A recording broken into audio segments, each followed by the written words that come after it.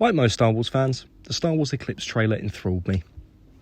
It's arguably one of the best trailers in the history of Star Wars gaming. We got snippets of elements from the prequel trilogy, such as the Trade Federation, callbacks to the original trilogy and the Duros, one of the original Star Wars aliens from the Cantina background, and the sequel era, with Disney's soft redesign of the Mon Calamari. Most of us flipped the table after we saw it all together for the first time. However, once that immediate hype had calmed down, I started to focus less on how excited I was, and more on what the trailer was promising, the game itself. If anyone else had that moment, and thought, okay, I've seen the promotion, tell me about the product, you'll know that the information on the game is as rare as rocking horse shit. There's not a lot out there. So, frustrated, I went back and I replayed some of my favourite titles in the franchise. Fallen Order, the original Battlefront 2, Republic Commando, Knights of the Old Republic, just to name a few. These games, in my mind, are the classics. The best titles in the history of Star Wars gaming, and I think that contained within them are the blueprints for the best Star Wars games. As I played through them though, I started to worry. I mean, EA had the license for over a decade, and we've not really seen any of the great mechanics, features, or concepts of the truly classic games make a return. Fallen Order brought me back from really hating Star Wars games after Battlefront 2015, and there are elements of Fallen Order that many fans want to see in games to come. But the franchise hasn't exactly given us as fans what we really want in games lately. And that's when I decided to make this video. I started asking myself, what do I want? What are 10 things that Star Wars Eclipse needs to live up to the hype of that fantastic trailer? What does the community need to move past the woeful EA era of Star Wars gaming? Here's what I've come up with. Freedom. Freedom is something that's been sorely lacking in the Star Wars franchise lately. I know Ubisoft are already working on an open world Star Wars game, but Ubisoft games haven't really done it for me the last couple of years. Fallen Order is the closest thing we got to an open world Star Wars experience for over a decade. In fact, the last truly open world game in the franchise was the Old Republic MMO, and that was back in 2011. It's a format that Star Wars absolutely excels in, and yet it's so rarely implemented. The galaxy far, far away is the perfect setting for players to escape from the real world and write their own stories with different factions, mechanics, playstyles, locations, and decisions in the Star Wars universe. To not only feel passionately about a game, but to leave their own mark on the universe in a tangible way. That was one of my favourite things about Knights of the Old Republic. KOTOR being an RPG meant that you could have your own ship that was unique to your class, choose your weapons, armour, friends, enemies, and really immerse yourself in the universe. EA gave us skins for clone troopers, and let us customise a lightsaber from a limited range of borrowed components. I think at its core, a great story-driven Star Wars game needs to give the player the option to play how they want, and to acquire the skills and equipment they want. Star Wars Eclipse needs to give us the freedom to explore. This time period is so interesting in terms of the history of the galaxy, and the locations on show look to be too, and we're supposedly going to be writing our own stories within that framework. I'd love to see that implemented by letting you buy a ship, join a guild, buy some armour, go and do this side mission, stumble across something interesting, harass a local, get yourself killed, and respawn in a bacta tank or a checkpoint or something. Give us the freedom to explore the setting in our own way, and to decide whether we want to be Force users, or bounty hunters, or foot soldiers. Let us customise our weapons and armour, our ship. Give us the agency to explore this version of the Star Wars galaxy our own way.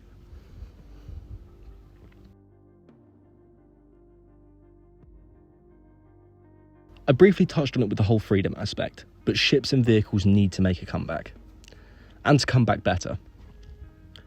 There hasn't been a Star Wars game in living memory that's given us the ability to buy a ship or speeder from a range of models, fly it and customise it. Fallen Order used the Mantis as a convenient transition for fast travel. EA's games provided a glimpse at what dogfighting in a starfighter feels like. But you don't get a huge selection or customisation options. GTA 5 is almost 10 years old, and that's a huge world map with variation on how to travel. But you can buy your own planes, cars and bikes, and you can customise and upgrade them so that they're yours. They're unique. Don't get me wrong, I like the Mantis, but is it too much to ask to be able to buy a different ship, to customise it a bit more, upgrade it? If I'm honest, I've wanted this for the longest time. I mean, imagine opening up the customisation menu for the Mantis and being able to upgrade the engines, the weapons, the shields, the colour. That freedom to tinker lets you develop a personal attachment to the ship, as opposed to just feeling you're hitching a ride in somebody else's. I think it's time we got the chance to buy our own ship or speeder, customise it, and then obviously the freedom to use it properly. Near-human character races. Again, something I've wanted for a little while in Star Wars games, but something that is rarely used, normally as a cosmetic-only thing.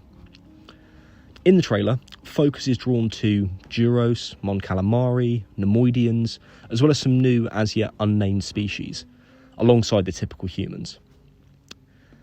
In EA's games, we saw Sullustans, Quarren, Zabrak, Twi'lek, Ishi-Tib. Battlefront 2's main protagonist? Human. We've seen non-human characters in these games. You know, there was Bosk, Frisk, Chewbacca, but we never got the chance to choose a species or our own appearance. And to be honest, I don't understand why. It's an absolute must for me. Skyrim, Fallout, Mass Effect, Destiny, they all gave the player a full customization option. And depending on what race you picked, there might be, pros and cons to a certain playstyle. Star Wars has a richer, more diverse and more varied range of species and subspecies, skin tones and hair colours than any other franchise out there. But we haven't got decent customization since the early 2000s. I think Eclipse is the perfect game to bring that back. Again, we're adding to personal connection. Maybe you always want it to be a Trandoshan or a Chiss or a Quarren. Be nice if we could finally do that. Quantic Dream, Lucasfilm, bring character customization back. Multi-Trilogy appeal. This is quite a contentious idea at the moment, but I think it's about time that something was done to try and resolve that. Across the fandom, people have been clumping together as prequels fans or sequels fans or original trilogy fans. I can't really talk, I'm a prequels fan at heart, but so many people are just going after fans of the other franchises and making it about, mine is better than yours. I mean, we're all Star Wars fans at the end of the day, and the rift isn't doing any good for our community. So if this game can capture elements of all three of those eras, and give everyone a little bit from their chosen trilogy, it will go a long way in helping to mend that rift. It already looks like this is the direction they're going in. We've got tons from the prequel trilogy, and if you look at the Mon Calamari, for example, they're definitely closer to Disney's version than Lucas's. We also get the Duros, who have been around since the original film, so it's tying all three eras together in one galaxy, in one game.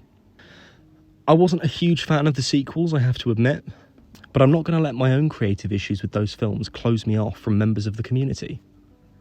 I think we can get close to something like homogeneity if it's done right. So yeah, locations, species, factions, ships, but make sure that that pool is drawn from all three eras of Star Wars. A balanced narrative. When we talk about the stories we get in Star Wars games, 9 times out of 10, we're looking at a linear campaign of good trumping evil. That's one of the core elements of Star Wars as a whole, but it is getting a bit stale. It would be really refreshing if we got some new perspectives in universe. Quantic Dream have a knack for creating just opposed perspectives in their games, like we saw in Detroit Become Human, and I hope that that's a key element of this game. We need the option to play as the good guys, the Jedi, the Republic, or the bad guys.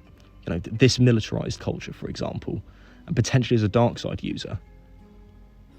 My main thing is wanting to see the galaxy from different angles than we've seen in anything else. Let us join the bounty guild or a smuggling ring and see how those positions in society affect the wider narrative of the game. If possible, I'd love to see this be where we get some elements carried over from 1313. Maybe a joinable underworld syndicate that lets you rub shoulders with the scum and villainy that backdrop a lot of Star Wars media. Eclipse can't afford to give us another tepid good over evil fairy tale. We need some morally questionable allies that use asymmetric tactics to achieve selfish goals, or pious insurgents with a good cause for their ill-gotten gains. Give us the ugly side of the Jedi, in that their righteousness often costs lives as they look down on most citizens of the galaxy. I mean, even playing on the opposing side to a justified rebellion is enough dramatic conflict to really engage hardcore fans and casual gamers. So mix it up. Balance the narrative. At least one mystery. I think this is a staple element of Star Wars that seems to be underutilised these days, but it's one that's existed right from the beginning, and I think it really defines the franchise. Take the Zepho, for instance. They were meant to be a secondary plot point in Jedi Fallen Order, but the mystery and downfall of the Zepho kind of stole the spotlight of the game for me. Jumping through hoops to recover a holocron with plans to rebuild the Order had its moments, but stepping into the halls of the Zepho tombs, under the decaying eyes of 3 great sages, disintegrating the ashen remains of long-dead Zepho underfoot, all while unlocking the secrets of their tragic collapse. That's the highlight of the game. In the original trilogy, it was the mystery of the Jedi. The prequels had their mystery in understanding how Anakin, Palpatine, Yoda, Obi-Wan, and the galaxy at large came to be what it was when we see it in Episode 4. The sequel trilogy gave us Rey and Snoke, although that last one didn't exactly pay off. A solid mystery or legend or folk tale work really well to bring a world to life, and to bring the player into that world. Eclipse needs to have at least one great mystery. What happened to the Zepho on the way to the Great Beyond? Maybe something to do with those grey aliens in the trailer. Something mercurial and enigmatic, you know? Not spoon-fed to us at every story beat. I want something that will have me asking more questions by the end than when I started. A setting away from the Skywalkers. It's been said plenty of times lately, but Star Wars can't seem to escape the Skywalker saga at the moment. This is a vast, interconnected universe with tens of thousands of years of history, hundreds of different species, thousands of planets and moons, ancient factions and hordes of scrappy pirates and rebels all over the great expanse of the galaxy. Everything we've had in canon thus far has been confined to the 32 BBY up to 34 ABY. 66 years. With the exception of the divisive High Republic novels, everything we've seen thus far has been from a time that's contemporary to Anakin or Luke. We already know that Eclipse is set hundreds of years before Anakin's story starts, but we need to feel that distance. We've seen a lot of Tatooine, we've seen the Jedi Council chamber a fair few times, but we've not seen the rest of the temple or Coruscant on a wider scale. It's time to move out into the wider galaxy a little and see some new places. Cato Nemoidia, Munilinst, Mon Cala, Mustafar, places that are important in Anakin's time, but could also be so much more. If they got it right, they could balance the familiarity and Easter egging that we all love, but also take us to the distant exotic worlds and cities that do exist outside of the Skywalker's sphere of influence. Authentic visuals. This might seem like a bit of a contradiction because a lot of what I've been saying so far is about being new and different and experimental, but this is so important. DICE nailed this in both of the Battlefront games, especially with things like the clones and the stormtroopers. They did just enough that was new, whether it was coloration or patterns for armour, or unique appearances for heroes and planets, while still feeling exactly like Star Wars. It just fits in the universe. Respawn did a great job too, with the Purge troopers, the Electro weapons, the wildlife were all new, but they still felt authentically Star Wars. Does anyone remember that Halo Infinite first look, where they showed us the troll from the Lord of the Rings and called it a brute? That's what happens when you're not authentic to a franchise's art style. Please don't do that. I want the same level of creativity and artistic skill that Quantic Dream and Lucasfilm deliver, but for it to feel authentic to the universe. We're going back 200 years in the timeline. Give us new old blasters, armour, ships, burgeoning colonies and cities on the brink of collapse. Give us new, but make it faithful to the franchise. A strong story with actual consequences. This game promises to take us back 200 years to the High Republic era, the golden age before the downfall of the Republic and the Jedi. It's a seminal time in the Star Wars chronology, and I want to feel a part of that. For too long, we've been confined to exist in the shadow of chosen ones and dark forces duking it out underneath the dominant story of Star Wars, which is the rise and fall and then the redemption of Anakin Skywalker. Cal Kestis is an isolated Padawan whose arc doesn't really have wide implications for the galaxy by the end. Iden Versio is a Special Forces commander for the Empire who's peripherally present at major events of the Galactic Civil War, but she doesn't really have a major impact on anything, especially considering the story EA gave us was as short and uninteresting as it was. These grey aliens shouldn't just be another threat forgotten by history, or a persecuted people that linger in the background of the major story. They need to be central to an issue with galaxy-wide ramifications, and we, the player, need to be in the middle of it. If they're an enemy, make them the enemy that drives the Jedi onto the back foot, pushes them to the extremes of their code, birthing the dogma and the rhetoric that plagued them before the Purge, and devastating the civilian population's faith in the Republic, and triggering the end of that golden age. If they're allies, make them a race fighting for survival, which they lose, destroying the credibility of the Jedi, tarnishing the Republic with the festering darkness of genocide and extinction, the mass murder that ended the High Republic in the build-up to the prequels. It could tie in without even touching the actual content from the prequel trilogy, just leaving enough conflict in the galaxy that accounts for the weak bureaucracy, the political corruption, and the civil unrest in the Republic by the time the Phantom Menace kicks off. It's time we had a new story that will rewrite the state of the galaxy. Think, the Revan storyline, the Skywalker saga, and now the Great Eclipse. Lightsabers. Comparatively, quite simple compared to some of the others on this list, but I don't care. It's about bloody time lightsabers got the reverence they deserve. This is the icon of the Star Wars universe. Above any and all others, people remember and are infatuated with the lightsaber.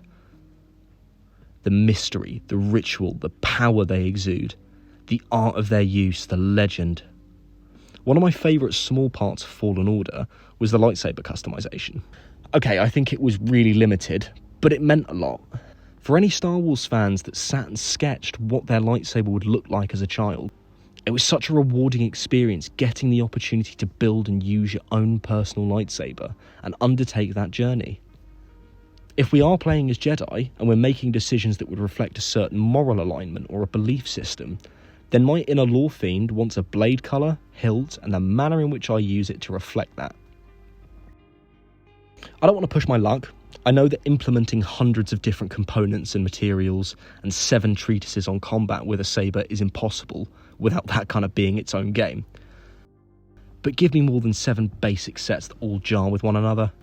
Just being able to pick the colour and having a hefty catalogue of options for the hilt isn't asking for a lot, I don't think. Especially now that EA aren't the sole licence holder anymore. I truly believe that the simple decision of letting a player assemble their own lightsaber shows a better understanding of what Star Wars fans think is important than all of the fan service and set-piece reveals in the franchise to date.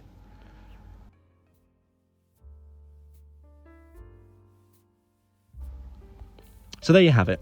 10 things I think we need from Star Wars Eclipse. And it's 10 things I think that the Star Wars community deserve.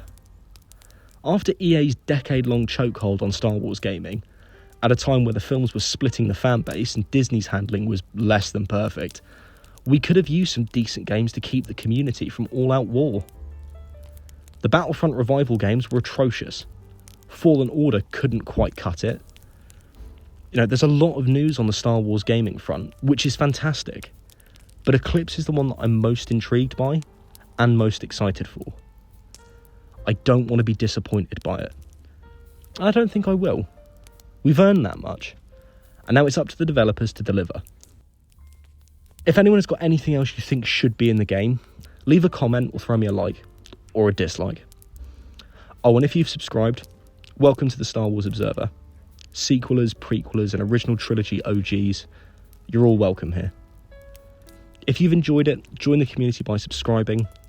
If you're not convinced yet, check out my deep dives on the lightsaber. See you soon.